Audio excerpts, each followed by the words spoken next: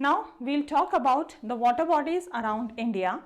Now we'll talk about bay, gulf, seas, oceans and strait. सबसे पहले हम देखेंगे कि बे क्या होता है. Bay it is a bay of Bengal. तो बे क्या होगा, जिसमें जो कि इंडियन, जैसे जो इंडियन ओशन है और बे ऑफ बंगाल है, तो ये क्या है, किसी ओशन से कनेक्ट जरूर रहेगा. दैट इज मेंट बाय बे.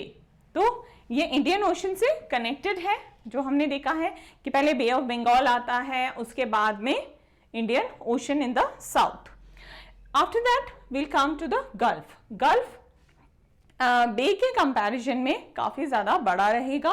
कितने गल्फ हैं? There are 3 gulfs. Gulf of Kutch, gulf of Mannar, gulf of Khambhat, that is Cambay.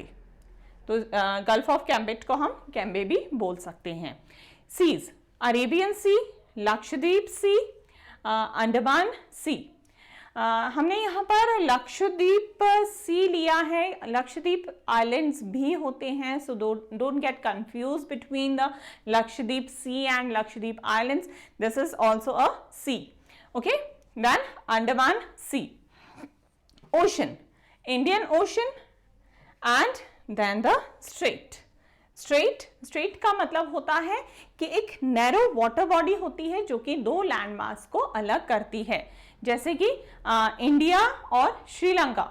India और श्रीलंका के बीच में आपको मिल जाएगा पाक स्ट्रेट, जो कि 2 लैंड मास को अलग कर रहा है. तो इंडिया और श्रीलंका को कौन सी वाटर बॉडी अलग करेगी? दैट इज पाक straight. Now the neighbouring countries जो कि हमारे पड़ोसी देश हैं, वो कौन से होंगे? That is Pakistan and Afghanistan, जो कि वेस्ट में होंगे. China, Nepal and Bhutan in the north. We'll all aware with the China, Nepal and Bhutan. Myanmar and Bangladesh in the east. तो so you have to learn with accordingly that in the west the Pakistan and Afghanistan, in north China, Nepal and Bhutan, and in east that is Myanmar and Bangladesh, and the Sri Lanka and Maldives in the south. Remember this, that Sri Lanka and Maldives are the island countries of the world, and these are the neighboring island countries of India. Thank you.